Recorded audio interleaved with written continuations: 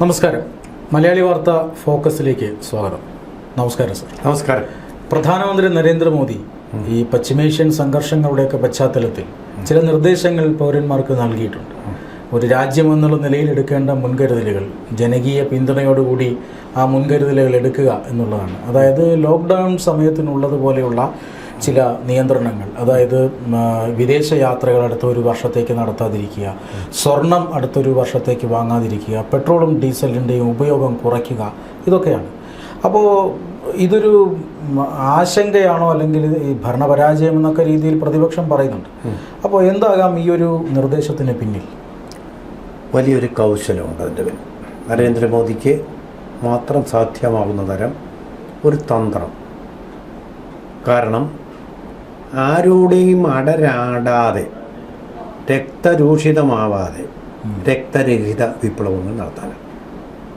അതിനു വേണ്ടിയിട്ടുള്ള ഒരു തന്ത്രത്തിൻ്റെ ഭാഗമായിട്ടാണിത്. ഇപ്പോൾ എന്തുകൊണ്ട് ഇത് പറഞ്ഞു? ഹോർമൂസ് കടലിടുക്കിലെ പ്രശ്നമാണെങ്കിൽ എത്ര നാൾ മുമ്പേ ഉണ്ട്. അതല്ല പ്രശ്നം.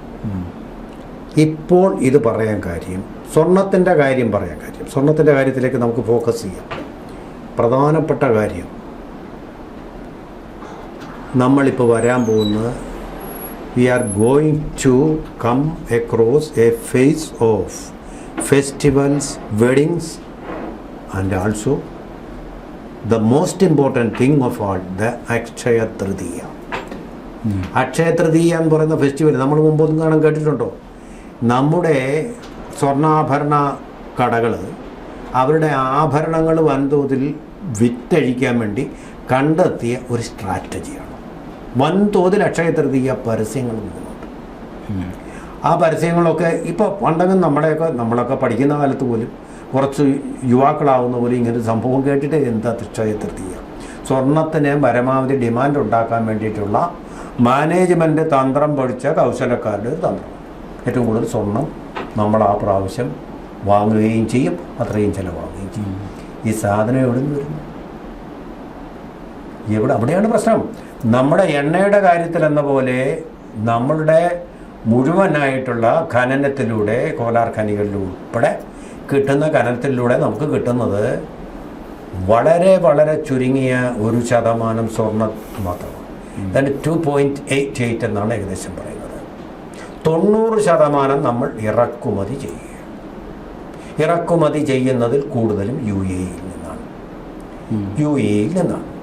അത് ക്രമപ്രവൃത്തമായിട്ടും ചിലപ്പോൾ ക്രമവിരുദ്ധമായിട്ടും കൂടിക്കൊണ്ടിരിക്കുകയാണ്. ഉദാഹരണം പറഞ്ഞാൽ, അതിൻ്റെ സ്റ്റാറ്റിസ്റ്റിക്സിലോട്ട് പോയി കഴിഞ്ഞാൽ, നമ്മൾ 2022 ഇറക്കുമതി ചെയ്ത സ്വർണം എത്രയാണെന്ന് അറിയാമോ? $2.9 ലക്ഷം തുല്യം അതിൻ്റെ ദ്രവ്യം സ്വർണം. എന്നാൽ നമ്മൾ 2025 കഴിഞ്ഞ വർഷത്തെ കണക്കാണ് നമുക്കിപ്പോൾ കിട്ടുന്നത്. നമ്മൾ ഇറക്കുമതി എത്രയാണെന്നറിയാമോ? $16.5 ബില്യൺ തുല്യമായ സ്വർണം. ഇത് എങ്ങനെ സംഭവിച്ചു എന്നുള്ളത് വ്യക്തമാണ്. ഒരു കോമൺ സെൻസ് വെച്ച് നോക്കിക്കഴിഞ്ഞാൽ ഇന്ത്യയിലെ ഭൂരിപക്ഷം ആൾക്കാരും ദാരിദ്ര്യരേഖയ്ക്ക് മുകളിലേക്ക് വന്നു. മുകളിലുള്ളവർ ഇപ്പോൾ മിഡിൽ ക്ലാസ് ആയി കഴിഞ്ഞു. അവർ സ്വർണം, കാറ്, ഇങ്ങനെയുള്ള സാധനങ്ങളുടെ പർച്ചേസിങ് പവർ, ക്രയശേഷി എന്ന് പറഞ്ഞാൽ വളരെ വളരെ ഉയർന്നു. ഇങ്ങനെയുള്ള സാധനങ്ങൾ വാങ്ങിച്ചു കൂട്ടിക്കൊണ്ടിരിക്കുകയാണ്. എന്ത് വാങ്ങിക്കണം, പണം എങ്ങനെ ചിലവാക്കണം, അതിൻ്റെ ഭാഗമായിട്ടാണ് ഈ വിദേശ സഞ്ചാരം. ഇപ്പോൾ ഏത് കുടുംബത്തിൽ നിന്നാണ് എന്നും വിദേശ സഞ്ചാരം ചെയ്യാത്ത ആൾക്കാരുള്ളത്? എപ്പോഴും നമ്മൾ കണ്ടാണ് ഇങ്ങനെ ചിന്തിച്ചിട്ട് പോലും ഇല്ല.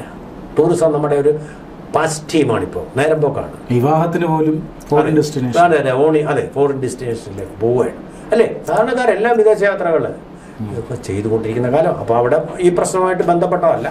അവിടെ പോകുമ്പോഴും ഈ സ്വർണം വാങ്ങലും ഒക്കെ നടക്കുന്നുണ്ട്, തട്ടിപ്പുകളും വേറെ നടക്കുന്നുണ്ട്. അതൊക്കെ പോട്ടെ. നമ്മുടെ ഈ പ്രശ്നത്തിലേക്ക് വന്നാൽ, ഇതിപ്പോൾ വളരെ ഒബ്സർവ് ചെയ്യുന്ന, സ്റ്റഡി ചെയ്യുന്ന, നമ്മളെപ്പോലെ ഇത് ഉപരിപ്ലവമായിട്ടല്ല, ആഴത്തിൽ സ്റ്റഡി ചെയ്യുന്ന ചില ഇൻസ്റ്റിറ്റ്യൂഷൻസ് ഉണ്ട്. അതായത് ഒന്നാണ് global research institute of trade എന്ന് പറയുന്നൊരു ഇൻസ്റ്റിറ്റ്യൂട്ട്. ഇതിൻ്റെ സ്റ്റാറ്റിസ്റ്റിക്സ് മുഴുവൻ എടുത്തിട്ട് വിശദമായിട്ട് പഠിച്ചു. നമ്മളിപ്പോൾ അവരെ ആശ്രയിക്കുക, അല്ലെങ്കിൽ ഇത് മുഴുവൻ സ്റ്റഡി ചെയ്യാൻ നമ്മളെ കൊണ്ടൊരു ജന്മം കൊണ്ടുപോലും പറ്റില്ല.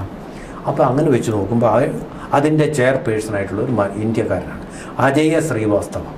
അദ്ദേഹം പറഞ്ഞിരിക്കുന്നത്, നമ്മൾ ഇമ്മീഡിയറ്റായിട്ട് UAE നിന്നുള്ള സ്വർണം വാങ്ങൽ നിർത്തണം.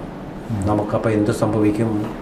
നമ്മളിപ്പോൾ പറയുന്ന റുപ്പിയെ കാർഡ് വെച്ചൊക്കെ അവിടെ കാര്യങ്ങൾ ചെയ്യാമെന്ന് പറയുന്നു എങ്കിലും പലപ്പോഴും നമ്മുടെ ക്രയവിക്രയം നടക്കുന്നത് ഡോളറിൽ കൂടാണ്.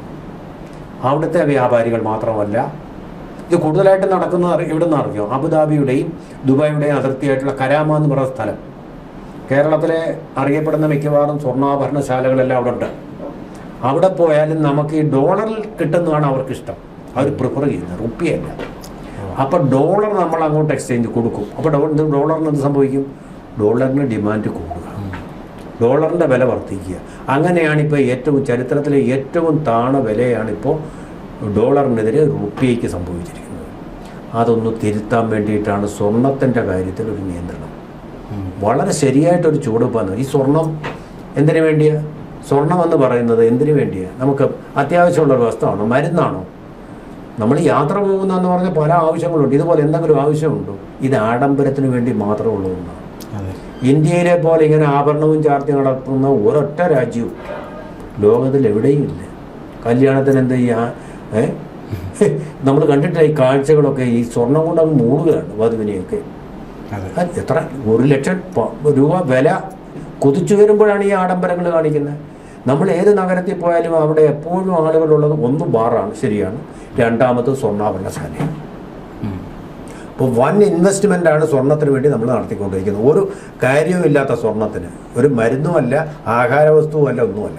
പിന്നെ എല്ലാവരും പറയുന്ന ഒരു കാര്യം, ഇത് ഒരു പ്രോപ്പർട്ടിയാണ്, നമുക്ക് പണയം വെച്ചാൽ കാശ് കിട്ടും, അതെ, വിറ്റാൽ കാശ് കിട്ടും, പണം ഉണ്ടാകും. പക്ഷെ അങ്ങനെയാണെങ്കിൽ നിങ്ങൾക്ക് ലാൻഡിൽ ഇൻവെസ്റ്റ് ചെയ്തുകൂടെ? ഇതെല്ലാം ചെയ്യാം. നിങ്ങൾക്ക് ഒറ്റി കൊടുക്കാം, ലീസ് വിൽക്കാം, എന്ത് വേണമെങ്കിലും ചെയ്യാമല്ലോ.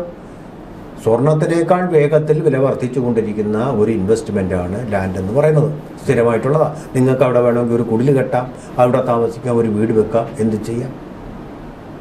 ആ രീതിയിലേക്ക് പോയി. സ്വർണം എന്ന് പറയുന്ന മഞ്ഞ ലോഹത്തിൻ്റെ ഡിമാൻഡ് നമ്മളാണ് വർദ്ധിപ്പിച്ചുകൊണ്ടിരിക്കുന്ന ലോകത്തിൽ. സ്വർണ്ണഭ്രമമുള്ള ഏറ്റവും സ്വർണ്ണഭ്രമമുള്ള ഒരു ജനതയായിട്ട് നമ്മൾ മാറിയിരിക്കുന്നു. അപ്പോൾ അതിൻ്റെ കാര്യത്തിൽ ഒരു അച്ചടക്കം വേണ്ട ആവശ്യമാണ്. ഈ അക്ഷയ തൃതീയമൊക്കെ വരുമ്പോൾ ഈ ആഭരണശാലകളെല്ലാം കൊള്ളലാഭം കൊയ്യുകയാണ്. അപ്പോൾ അതിനൊരു നിയന്ത്രണം വേണം. ഇതെല്ലാം ചെയ്തിരിക്കുന്നത് അടിസ്ഥാനപരമായിട്ട് ഡോളറിനെതിരെ നമുക്കൊന്ന് പിടിച്ചു നിൽക്കാൻ വേണ്ടിയിട്ടാണ്. ഡോളറിനെ ഒന്ന് താഴ്ത്തി കെട്ടാൻ തന്നെയാണ്. അമേരിക്കയുടെ ആ അഹന്ത ഒന്ന് ശമിപ്പിക്കാൻ വേണ്ടിയിട്ടാണ് നമ്മൾ ഇരിക്കുന്നത്. ഇന്ത്യ എന്ന് പറയുന്നത് 140 കോടി ജനങ്ങളുടെ ഒരു മാർക്കറ്റാണ്. അവിടെ നമ്മൾ ഈ കൊടുക്കുന്ന ഡോളറിൻ്റെ വലിപ്പവും എണ്ണവും കുറയുമ്പോൾ അവിടെ നമുക്കൊരു മേൽക്കൈ ഡോളറിനെതിരെ നേരാൻ കഴിയും.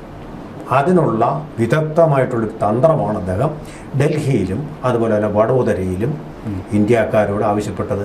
അതിൻ്റെ ചലനങ്ങളുണ്ടായി. മാർക്കറ്റൊക്കെ വീണു എന്ന് പറയുന്നു. അപ്പോൾ മാർക്കറ്റ് ഈ മാർക്കറ്റിങ്ങിന് ഇടിയും പോകും താഴുമൊക്കെ ചെയ്യും. പക്ഷേ ആളുകൾ ഈ സ്വർണം വാങ്ങിക്കുന്ന പ്രധാനമന്ത്രി പറയുന്ന ഏറ്റവും പോപ്പുലറായിട്ടുള്ള പ്രധാനമന്ത്രി അത് ആ പരിപാടി കുറയ്ക്കും. കോൺഗ്രസ്സുകാർ ഇത് ഭരണപരാജയം എന്നൊക്കെ പറയുന്ന ഒരു കാര്യമില്ല. ഏത് സമയത്ത് എന്ത് പറയണം എന്നുള്ളത് അറിയാവുന്ന ഒരു വ്യക്തിയാണ് മോദി സ്വർണത്തിൻ്റെ കാര്യത്തിൽ. ഈ പ്രതിപക്ഷത്തിൻ്റെ വിമർശനം വരുമ്പോൾ BJP തിരിച്ചടിക്കുന്നുണ്ട്. ഇന്ദിരാഗാന്ധിയും 1967 സ്വർണം വാങ്ങരുത് എന്ന് പറഞ്ഞിട്ടുണ്ട് എന്ന രീതിയിലാണ്. അപ്പം അത് ഏത് കോണ്ടെക്സ്റ്റിലായിരിക്കും? ഇന്ദിരാഗാന്ധി മാത്രമല്ല, നമ്മൾ ചരിത്രം പരിശോധിച്ചാൽ മൻമോഹൻ സിംഗ് പറഞ്ഞിട്ടുണ്ട്. അതുപോലെ തന്നെ നമുക്കറിയാവുന്നതുപോലെ ഇന്ത്യയിലുള്ള സ്വർണ്ണമെല്ലാം വിദേശത്ത് കൊണ്ടുപോയി പണയം വെച്ചിട്ട് കടമെടുത്ത ചന്ദ്രശേഖർ എന്ന പ്രധാനമന്ത്രി നമുക്കുണ്ട്, ഗതികെട്ടിട്ട്.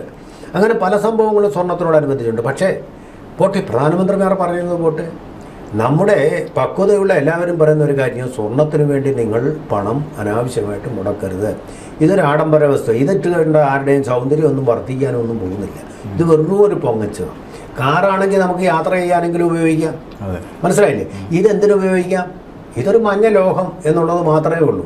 അതിലും ഭേദം കൊല്ലം മഞ്ഞ ലോഹം വേണമെങ്കിൽ കൊല്ലം സുപ്രീമിൻ്റെ വാങ്ങിച്ചിട്ടാലും പോരെ. ഇത്ര ഇൻവെസ്റ്റ്മെൻറ്റിൻ്റെ ആവശ്യമില്ലല്ലോ. ഈ ഇൻവെസ്റ്റ്മെൻറ്റ് ഇന്ത്യക്ക് വലിയ പാരയായിട്ട് വരുന്നു. ഡോളറിന് വലിയ വളർച്ചയായിട്ടും വരുന്നു.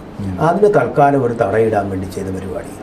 ഇത് കൊടുക്കുന്ന ശിക്ഷ എന്ന് പറയുന്നത് ഈ ഹോർമോസ് കടലിൽ അമേരിക്ക കാണിക്കുന്ന ഈ അഹങ്കാരത്തിന് വിട്ടൊരു പണി കൊടുക്കാൻ വേണ്ടിയാണ്. അപ്പോൾ ട്രേഡിൻ്റെ ബാലൻസ് ഒന്ന് ശരിയാവും. ഇപ്പോൾ ബാലൻസ് ശരിയല്ല. അതുകൊണ്ടാണ് ഡോളറിൻ്റെ വില കൂടിക്കൊണ്ടിരിക്കുന്നത്. ഇതുകൊണ്ടാണ് അജീത് ശ്രീവാസ്തവ പറയുന്നത് ആ ഇറക്കുമതി നമ്മളൊന്ന് കുറയ്ക്കണമെന്ന് പറയുന്നത്. ഇതറിയാവുന്ന നമ്മൾ എന്തിനാണ് ഇത്ര സ്പെൻഡ് ചെയ്യുന്നു? നമുക്ക് അത്യാവശ്യമുള്ള സാധനമല്ല. മരുന്ന്, വളം ഇതുപോലെ പ്രധാനപ്പെട്ട കാര്യമാണോ? അതുമല്ല. ഇനി അപ്പോൾ 90% നമ്മൾ ഇറക്കുമതി ചെയ്യുന്ന സാധനമാണ്. നമ്മൾ സ്വയം പര്യാപ്തമല്ല കാര്യത്തിൽ.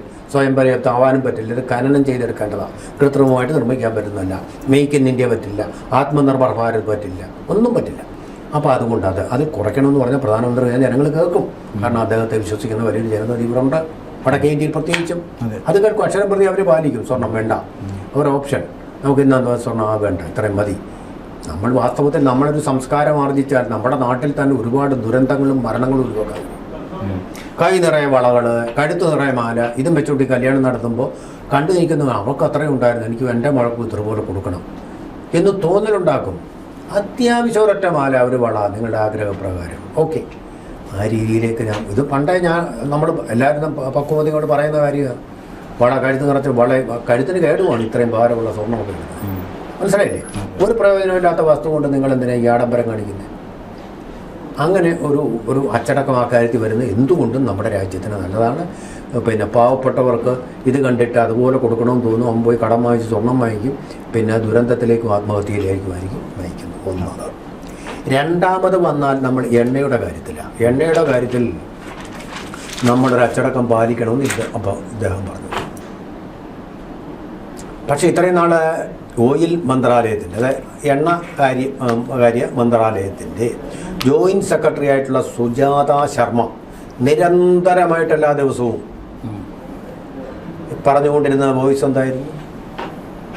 അവർ പറഞ്ഞുകൊണ്ടിരുന്നത് എന്താ? പറഞ്ഞ കാര്യങ്ങൾ ഞാനൊന്ന് ആവർത്തിക്കാം. അതായത് പെട്രോളിയം മിനിസ്ട്രിയുടെ ജോയിൻറ്റ് സെക്രട്ടറിയാണ് അവർ. Government increase LPG production by 25%. എന്ന് പറഞ്ഞാൽ LPGയുടെ പ്രൊഡക്ഷൻ നമ്മൾ കാൽ ഭാഗം കൂടി വർദ്ധിപ്പിച്ചു, 25% വർദ്ധിച്ചു. She repeatedly urge people not to panic buy LPG cylinders. അവൾ വീണ്ടും അവർ പറഞ്ഞുകൊണ്ടിരുന്നത്, വെപ്രാളപ്പെട്ട് ധൃതി പിടിച്ച് ഭ്രാന്ത് പിടിച്ച് നിങ്ങൾ ഈ LPG സിലിണ്ടറുകൾ വാങ്ങിച്ചു കൂട്ടി വെക്കരുത്. പാനിക് ബൈ എന്ന് പറഞ്ഞാൽ ഇപ്പം ഇത് തീർന്നു പോകുന്നുണ്ട്, അന്താളിപ്പോട് കൂടി ഇത് ചെയ്യണ്ട എന്ന് പറഞ്ഞു. ഒരു പക്ഷേ സുജാത ശർമ്മ പറഞ്ഞത് എനിക്ക് തോന്നുന്നു, ഇങ്ങനെ ബൈ ചെയ്ത് കഴിഞ്ഞാൽ വലിയ ക്രൈസിസ് ഉണ്ടാവും. അങ്ങനെ ഒരു എനർജി ക്രൈസിസ് ഉണ്ടാവാതിരിക്കാൻ വേണ്ടിയായിരിക്കണം അവർ പറഞ്ഞത്. പക്ഷെ അങ്ങനെ പറഞ്ഞപ്പോൾ ജനങ്ങൾ, നമ്മുടെ ആൾക്കാരല്ലേ, തെറ്റിദ്ധരിച്ച് ഇഷ്ടം പോലെ ഉണ്ടൊരു കുഴപ്പം വരുന്നില്ല, ധൂർത്ത് തുടർന്നു. പക്ഷെ ആ ധൂർത്ത് ഇങ്ങനെ തുടർന്നു കഴിഞ്ഞാൽ യുദ്ധം എന്ന് വരെ പോകുമെന്ന് പറയാൻ പറ്റില്ല. കാര്യം എന്താണ്? സ്ഥിരതയില്ലാത്ത ഒരു പ്രസിഡന്റാണ് അമേരിക്ക ഭരിക്കുന്നത്. ആ സ്ഥിരതയില്ലായ്മ അല്ലെങ്കിൽ ആ അസ്ഥിരത ലോകം മുഴുവൻ വ്യാപിക്കുന്നു. യുദ്ധം എന്ന് തീരുമെന്ന് പറയാൻ പറ്റില്ല. ഇന്ന് പറയുന്നതല്ല ട്രംപ് നാളെ പറയുന്നത്. അങ്ങനെ ചുരുക്കം പറഞ്ഞാൽ വട്ടുപിടിച്ച ഒരു പ്രസിഡന്റ് അമേരിക്ക ഭരിക്കുന്നിടത്തോളം കാലം ജിയോ പൊളിറ്റിക്സിൽ ഒരു സ്ഥിരത ഉണ്ടാവുകയില്ല. ഹോർമൂസ് കടലിലെ കാര്യത്തിൽ ഒരു തീരുമാനം ഉണ്ടാകാൻ പറ്റില്ല. അപ്പോൾ ഇതൊരു 15 ദിവസത്തിനകം 3 ആഴ്ചയ്ക്കാവും എന്നൊക്കെ പറയുന്നത്. അതൊക്കെ കടന്നുപോയി. ഇപ്പോൾ 2 മാസമായി. ഇതിനും തുടർന്നാൽ എന്താ പ്രശ്നം? നമ്മളിവിടെ വീണ്ടും സ്വർണത്തിൻ്റേതുപോലെ 90% of our Brent crude oil is coming from 40 countries. 50% of it is coming through the Hormuz Straits. Hormuz കടലിടുക്കിൽ കൂടിയാണ് നമ്മൾ 40 രാജ്യങ്ങളിൽ നിന്ന് വാങ്ങുന്ന ബ്രെൻറ്റ് ക്രൂഡ് ഓയിലിൻ്റെ 50% വഹിച്ചുകൊണ്ടുള്ള കപ്പലുകൾ വരുന്നത്. അതിപ്പോൾ ആ കുഴപ്പത്തില്ല. കഴിഞ്ഞ ദിവസം ഇന്ത്യയുടെ ഒരു കപ്പലിൽ തീ പിടിച്ചു. അപ്പോൾ അവിടുത്തെ സ്ഥിതി മാറുന്നതിൻ്റെ ഒരു ലക്ഷണമാണ്. തീ പിടിക്കുന്നത് എങ്ങനെ തീ പിടിക്കും? അതിനകത്ത് കുക്കിംഗ് നടത്തിയതുകൊണ്ടല്ല, പുറത്തുനിന്നുള്ള മിസൈലോ ഡ്രോണോ അതിൽ പതിച്ചിട്ടുണ്ട്. ഒരു തീപ്പൊരിയില്ലാതെ തീ പിടിക്കില്ലല്ലോ, അത് സംഭവിച്ചിട്ടുണ്ട്. So it's dangerous. മനസ്സിലായില്ലേ? Passage through Hormuz straits is highly dangerous now. ആ ഒരു സിറ്റുവേഷനിൽ പിന്നെ രാജ്നാഥ് സിംഗ് ഇതിനോടനുബന്ധിച്ച് പറഞ്ഞ ആളുകൾക്കപ്പോൾ ഒരു പാനിക്ക് വന്നു, ഷെയർ മാർക്കറ്റ് ഇടിഞ്ഞു. കഴിഞ്ഞപ്പോൾ രാജ്നാഥ് സിംഗ് പറഞ്ഞ കാര്യത്തിൽ അതിൻ്റെ എല്ലാം ഉണ്ട്. അപ്പോൾ പ്രധാനമന്ത്രി പറഞ്ഞാൽ പേടിക്കാനൊന്നും ഒരു ജാഗ്രത വേണമെന്ന്. ആ കൂട്ടത്തിൽ അദ്ദേഹം പറഞ്ഞൊരു കാര്യമാണ്, നമുക്കിപ്പോൾ ഉള്ളത് LPG സ്റ്റോക്ക് 45 ദിവസത്തേക്കും ഓയിൽ സ്റ്റോക്ക് 60 ദിവസത്തേക്കുമാണ്. അതിൽ കൂടി പൂച്ച പുറത്തിയാടി. അദ്ദേഹം ഒരു ഇക്കണോമിസ്റ്റ് അല്ല, ഒരു രാഷ്ട്രീയക്കാരാണ്. പറഞ്ഞു, സത്യം വെളിപ്പെടുത്തി. എന്താ സംഭവം? 45 ദിവസത്തേക്കേ നമുക്ക് സ്റ്റോക്കുള്ളൂ. മനസ്സിലായോ? എന്ന് പറഞ്ഞാൽ അത് പോരാ. വാസ്തവത്തിൽ സാധാരണ സിറ്റുവേഷൻ, യുദ്ധസമാനമായ സാഹചര്യം ഇല്ലാത്ത സിറ്റുവേഷനിൽ നമുക്ക് വേണ്ട സ്റ്റോക്ക് എന്ന് പറയുന്നത് 3 മാസത്തേക്കുള്ള സ്റ്റോക്കാണ്. ഇവിടെ എത്ര? LPGയുടെ അതിൻ്റെ പകുതി. മറ്റേതാണെങ്കിൽ അതിൻ്റെ 3ൽ 2 ഭാഗം മാത്രമേ നമുക്ക് സ്റ്റോക്ക് ഉള്ളൂ. That means in spite of what Sujata Sharma said, our stock is inadequate. മനസ്സിലായില്ല? നമുക്ക് ആവശ്യത്തിനുണ്ട് 25% വർധന എന്നൊക്കെ പറഞ്ഞത് വെറും വാക്കാണ്. ഓഹരി മാർക്കറ്റിനെ ഇങ്ങനെ നിലനിർത്താൻ വേണ്ടി പറഞ്ഞു. ഇതാണ് സത്യം. ഇത്രേ ഉള്ളൂ. This is an alarming situation. Panic situation ഞാൻ പറയുന്നില്ല. This is an alarming situation. It needs caution. ആ കോഷന് വേണ്ടിയിട്ടാണ് പെട്രോളിൻ്റെ കാര്യത്തിൽ നല്ല കാര്യങ്ങൾ അദ്ദേഹം പറഞ്ഞു. എന്തൊക്കെയാണ് പറഞ്ഞിരിക്കുന്നത്? റെസ്ട്രൈൻറ്റ് പബ്ലിക് ട്രാൻസ്പോർട്ട് കഴിയുന്നത് ഉപയോഗിക്കണം. ഞാൻ എപ്പോഴും പറയാതെ തന്നെ ചെയ്യുന്ന ഒരു കാര്യമാണ്. പിന്നെ കാർ പൂളിങ്. ഇപ്പം കണ്ടോ, വലിയ ആഡംബര കാറുകളിൽ കയറി ഒരൊറ്റ ആളായിട്ട് ഓടിച്ച് പൊങ്ങച്ചം കാണിക്കാൻ വേണ്ടി വന്നുപിടിക്കുന്ന ആ പരിപാടിയാണ് കാണുന്നത്. റോഡിൽ അതുകൊണ്ട് കംപ്ലീറ്റ് ബ്ലോക്കാണ്. പാർക്ക് ചെയ്യാൻ സ്ഥലമില്ലാതെ വരിക. മനുഷ്യന് ഫുട്പാത്തിൽ കൂടെ മര്യാദയ്ക്ക് നടന്നുകൊണ്ടാണ്. ഇത് നമ്മുടെ രാജ്യം എന്നുള്ള നിലയിൽ നമുക്ക് എക്കാലത്തും പുലർത്തേണ്ട അച്ചടക്കം, യുദ്ധം കഴിഞ്ഞാലും പുലർത്തേണ്ട അച്ചടക്കമാണ്. പിന്നെ വർക്ക് ഫ്രം ഹോം ഇച്ചിരി ബോറാണ് അല്ലേ? വീട്ടിൽ ഓഫീസിൽ വന്നുമ്പോൾ അതിൻ്റെ ഒരു സജീവത അല്ലെങ്കിൽ അതിൻ്റെ ഒരു സചേതനത ഒരിക്കലും വീട്ടിൽ നിന്ന് ചെയ്താൽ കിട്ടില്ല. കൃത്യസമയത്ത് തുടങ്ങി കൃത്യസമയത്ത് അവസാനിപ്പിക്കുന്ന ഒരു our life will become mechanical. At home team ഒരുമിച്ചിരുന്ന് ചെയ്യുന്നു. അതെ, ഒറ്റയ്ക്ക് വീട്ടിലിരുന്ന് ചെയ്യുമ്പോൾ വ്യത്യാസം ഉണ്ടാവും. അതാണ് പ്രശ്നം. Will never feel at home. വീട്ടിലിരിക്കുമ്പോൾ നമുക്ക് വീട്ടിലിരിക്കുന്നതിൻ്റെ സുഖം കിട്ടത്തില്ല. അതാണ് ഓഫീസാണ് നമ്മൾ. ഓഫീസായിട്ട് വരുമ്പോൾ ഇറ്റ്സ് ബിക്കംസ് മെക്കാനിക്കൽ. ജൈവമായിട്ടുള്ള ബന്ധങ്ങളെല്ലാം നമുക്ക് നഷ്ടപ്പെടുക. നമ്മൾ കോവിഡ് കാലത്ത് ഇപ്പോൾ അദ്ദേഹവും താങ്കളും കുറേയേറെ അനുഭവിച്ചതായിരിക്കും അതല്ലേ? നമ്മുടെ ജീവിതം എന്ന് പറയുന്നത് എന്തിനാ? സന്തോഷം കിട്ടാൻ വേണ്ടി വരുമ്പോൾ work from home that is not a good idea. Maybe it is good for some people who are facing heavy traffic blocks on the way. But majority of the people want home as home, want office as office. Okay. ഇനി മറ്റൊരു കാര്യം പറഞ്ഞിരിക്കുന്നത് വളരെ പ്രസക്തമാണ്, electric vehicle. പക്ഷേ അതിൻ്റെ ഒരു പ്രധാന പ്രശ്നം എന്തെന്നറിയാം? Electric vehicles highly costly. ഇനി ഇപ്പോഴും അതിൻ്റെ വില കുറഞ്ഞിട്ടുണ്ട്, പ്രൊഡക്ഷൻ കൂടിയിട്ടുണ്ട്. പക്ഷേ വേറൊരു പ്രധാന പ്രശ്നം, നമ്മൾ battery charging it's a major problem. Petrol പമ്പുകൾക്ക് ബദലായിട്ട് ഇലക്ട്രിക് ചാർജിങ് സ്റ്റേഷൻസ് ഉണ്ടായിട്ടുണ്ടോ? എല്ലാ പെട്രോൾ പമ്പുകളിലും ഈ ബാറ്ററി ചാർജിങ് സ്റ്റേഷൻസ് ഉണ്ടായിരുന്നെങ്കിൽ ഓക്കെ. അങ്ങനെ വന്നിട്ടുണ്ടോ? ഇന്നുവരെ വന്നിട്ടില്ല. നമ്മളത് അന്വേഷിച്ച് തേടി പോകേണ്ടി വരും. അതിന് ചിലപ്പോൾ ബാറ്ററി ചാർജ് കാണില്ല. ബാറ്ററി വിശ്വസിക്കാൻ പറ്റില്ല. ഇവിടെ കാർ പൊക്കി എടുത്തുകൊണ്ട് പോകാൻ പറ്റുമോ? സ്കൂട്ടർ പൊക്കി എടുത്തുകൊണ്ട് പോകാൻ പറ്റുമോ? ഫ്യൂലില്ലാതെ ഓടും, ചാർജ് ഇല്ലാതെ ഓടും. പക്ഷെ അതുപോലെ തന്നെ സാർ, ഈ ഇലക്ട്രിക് വാഹനങ്ങളിലേക്ക് മാറുന്നത് ഗ്രീനർ എനർജി യൂസ് ആണെന്ന് തറപ്പിച്ച് പറയാൻ പറ്റില്ല.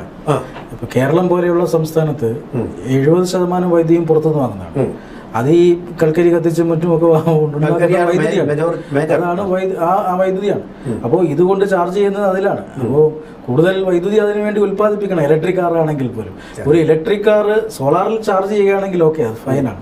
പക്ഷേ ഇപ്പോഴത്തെ നിലവിലത്തെ അവസ്ഥയിൽ ഇലക്ട്രിക് കാറിലോട്ട് മാറിയതുകൊണ്ട് മാത്രം ഗ്രീൻ എനർജി ആകുമെന്ന് നമുക്ക് 100% പറയാൻ പറ്റില്ല.